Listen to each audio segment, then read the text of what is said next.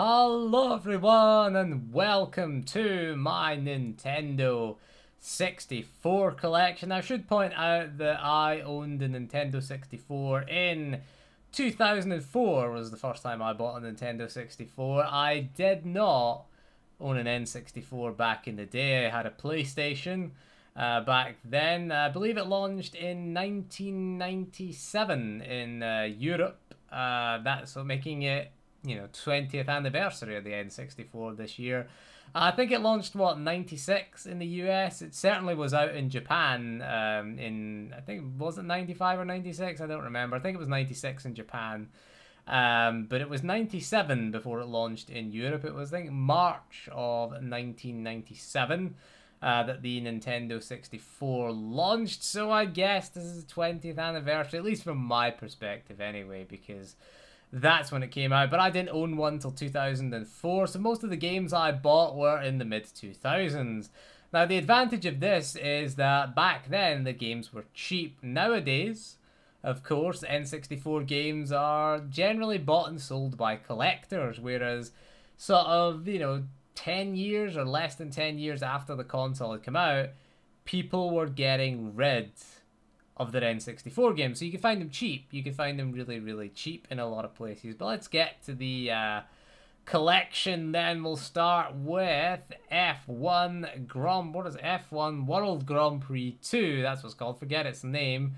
Not one of the better, more collectible N64 games. It did come out in 1998 and 1999. So take your pick. That's what the copyright says on the front of it, so I guess a later N64 game.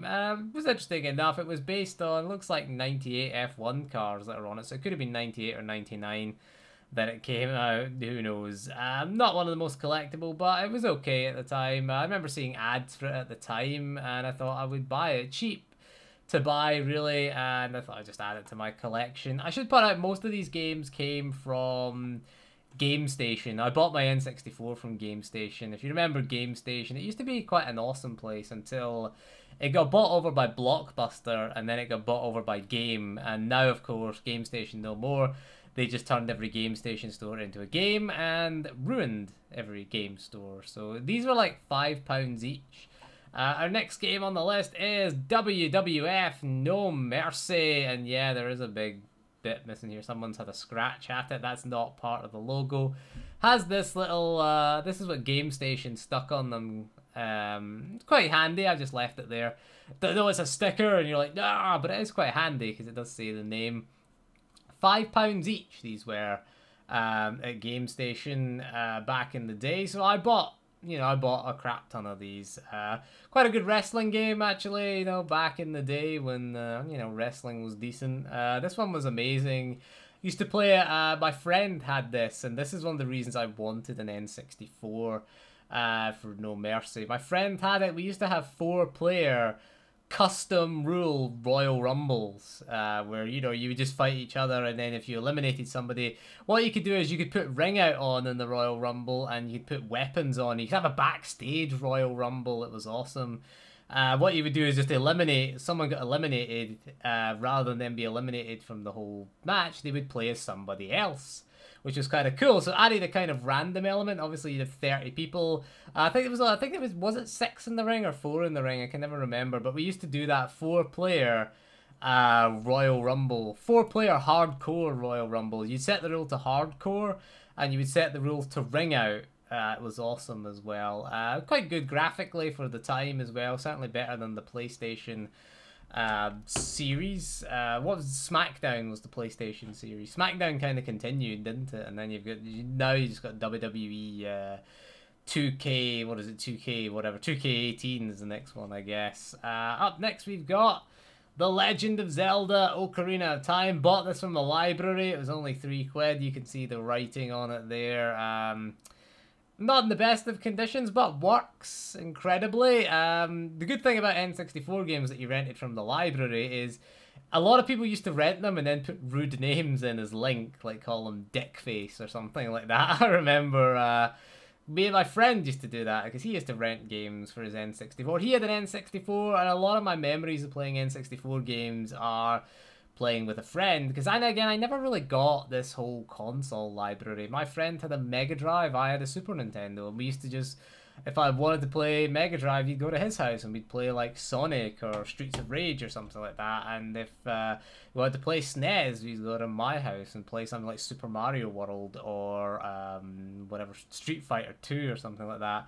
Up next, we've got The Legend of Zelda Majora's Mask, which is a little bit of a... Someone's put a sticker on it there. You can see a little bit of damage there. Gold cart. I paid... You can see how much I paid for it there.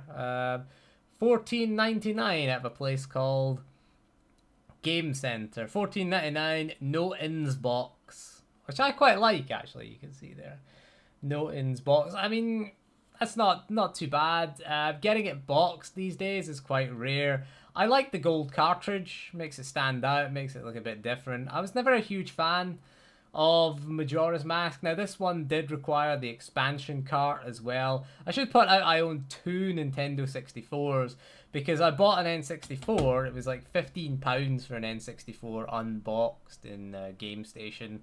I went there a hell of a lot in the mid-2000s. It was a good store. They had a really good one that was in Union Street in Glasgow, which was an amazing, quite a big store. And they had like a little retro corner there where they had like Commodore Amigas, they had Atari 2600s, NESs, and they sold things like, they had them all set up for you to play, which was awesome. And they had things like Mega Drives for sale, N64 games, SNES, NES. They were incredible. I mean, I hate the fact that it's now a game now. If you go there to Union Street, it's now just a game, and it's like every other game. Bland and forgettable, really. We've got... The next up is WCW NWO Revenge, which was made by the same developers as WWF No Mercy, so it was a really awesome game. I paid for this 99p. I bought this at a place called Game Center. That was another place that sold good retro games. Still around and still do sell retro games. You can see where I bought it there. 99p, under £1. Not really a very desirable game, but I liked it. I mean, it is a bit dirty and a bit grubby, but for £1, yeah, we'll take it. It was the same developers as WWF No Mercy, so it was... very worthwhile, I would say. The gameplay was pretty decent. You couldn't really have... The WCW didn't have Royal Rumbles anyway, so you couldn't have a hardcore 4-player Royal Rumble. The other game, which I don't have, the other good wrestling game, was WrestleMania 2000. That was a really good wrestling game to have. But next up, we have Lilac Wars, which was the European name for Star Fox 64. So it basically is Star Fox 64, although it doesn't have Fox anywhere on the front cover. Again, they weren't allowed to use the name Star Fox. So the Super Nintendo had Star Wing, and the this one has the label on the side as well. Bought this out of Game Station, as you can see. So yeah, Star Fox 64 as it's called in the United States and everywhere else in the world except Europe, which is... again, Lilac Wars, the follow-up to Star Wing. Again, Star Fox is called Star Wing in Europe. And these just copyright reasons. Interestingly enough, the Super Nintendo Mini is going to be called Star Fox. Interestingly enough, apparently. Star Fox 2 is going to be called... Star Fox Adventures was called Star Fox on the GameCube. Interestingly enough. Next up, we have Mario Tennis, which was awesome. These are sort of Mario sports games. They're pretty good, actually. They were pretty damn good. The tennis game was excellent, actually. I really liked playing this back in the day, and I enjoy playing it now. It's aged quite well, this game. And, of course, we've got the second best-selling N64 game, Mario Kart 64, again, with the... it's handy, that, so I just left it on. You know, keep them on. There you go, Mario Kart 64, of course, had the 4-player. Again, I used to play that around at my friend's house as well. Speaking of another great Nintendo and Rare game, we've got Donkey Kong 64, which I think was the first game to require the expansion cart thing, the 4MB expansion cart. So I'll tell you about how I ended up with 2 N64s. Is I wanted to buy the expansion cart, and he said the expansion cart is £15. Right, and he says, or I could sell you a whole other N64 with an expansion cart already inserted in it for £15. I was like, yeah, why not? Might as well have a backup. So there you go, I own 2 Nintendo 64s, that's why I end up owning it. Next up we have Duke Nukem 0 Hour, which was a third-person shooter, and as you can see by the barcode sticker that's stuck to the front of it, and the writing on the back of it, on the top of it at least, another library game, £3. I've never really played this. I know it's a third-person shooter, but it's not very memorable. It's Duke Nukem though, so it's not too bad, I guess. Next up, we have quite a dirty copy of Perfect Dark. Again, required the expansion pack. Again, bought from Game Station. We showed you this in the Perfect Dark 2017 video that we did. Pretty decent, actually. It was the spiritual successor to GoldenEye. Didn't sell as well as GoldenEye, but you could put that down to the fact that A, it came out in 2000, which was quite late in the N64's life cycle. It was the same year that the PlayStation 2 came out, and it was also the Dreamcast was already out at the time. And speaking of GoldenEye and its spiritual successor, no N64 collection would be complete without GoldenEye 007. Yes, this was, I think it was a launch title in the UK. Again, we bought it from Game Station. £5 for GoldenEye. One of the best console shooters ever made, in my opinion. Yep, 4-player, multiplayer, having fun with this. The campaign was excellent. Again, you can get it. The PC has the 1964 emulator, which I would urge that you check out, because you can play it with mouse and keyboard, and you can play it at 1080p. Which is awesome. Again, you got Pierce Brosnan on the front cover there, so must own for any. If you get an N64 collection, get GoldenEye. It was the 3rd best-selling N64 game. Up next, we have Turok 2. Turok 2 Seeds of Evil, which I think was a library game. It has a lot of I don't know if you could see it on the camera, but it has there was a sticker stuck there.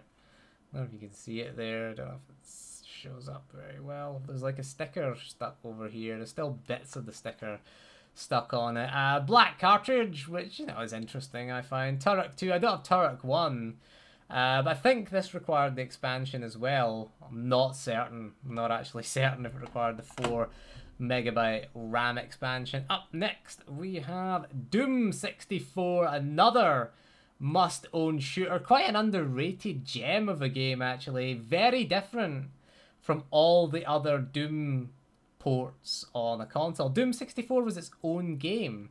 It was developed by Midway in conjunction with id Software.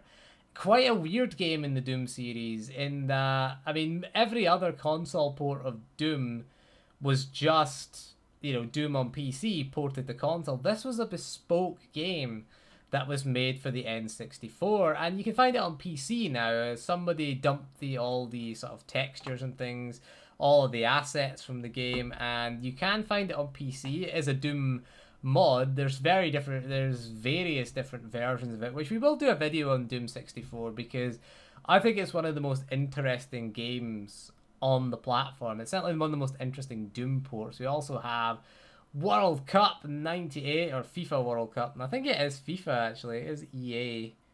I don't know, I can't actually read through that. Again, came from a library. It's got a sticker on it, barcode sticker, and a little red sticker over it, and the little numbers there. Not a very desirable collectible game. FIFA games rarely are. Up next, we have Castlevania, which wasn't great, let's be honest. I really wanted this game because I liked the cover of it at the time, and I was a Castlevania fan. I liked the NES ones, and I liked Super Castlevania 4 was incredible, but Castlevania, one of those games that really did not make the transition to 3D very well. Sorry, Konami. Konami, back when, used to make decent games. And last, but definitely not least, the best-selling N64 game, of course, Super Mario 64. Came as a pack-in with a lot of them. I got this from a library, as you can see. Need to get some cleaner and clean off all of these things and maybe give them a bit of a clean up, but they still work. I don't really concern myself with the condition of the cartridge. It's just a bit of plastic in the end, they're just plastic coating in the end. Again, we bought this unboxed. £3, not bad, for a copy of Super Mario 64. Again, that library clearance was awesome because you get some really good games. I mean, yeah, they were in poor condition, but you know, that concludes my Nintendo 64 collection. I think we might take a look at the Dreamcast collection because I've got an interesting collection of Dreamcast games for you there. But there you go, some games that I would like to own. Don't know really. Turok 1 maybe would like that. Resident Evil 2 I would kind of like, but it is really expensive. I just want to see how the port turned out on the N64, just out of curiosity. But it's very, very rare. Very, very expensive. Things like Pilot Wing 64, I don't own that. That would be kind of cool as well to own. But yeah, I covered sort of most of them. You've got, I think it was there Super Smash Brothers. I don't have Smash Brothers either. That's another one I'd like to own, I think, on the N64. That was a cool one. But other than that, I think I've got most of the sort of big N64 games. Again, you picked them up when they were cheap. That was a good thing. Nowadays, of course, N64 games are very expensive these days. Some of them can be quite cheap. Things like World Cup '98, it wasn't worth much then. It's not worth much now. But you tend to find that the older it gets, the sort of more people that collect games end up with them. They end up using those games. So they end up knowing their value kind of thing. Whereas people just wanted rid of them. So the market was kind of flooded with games that were low priced back then. So it ended up making them a lot cheaper. But anyway, that is all for this video. So thank you for joining me. And we'll see you again soon. And goodbye.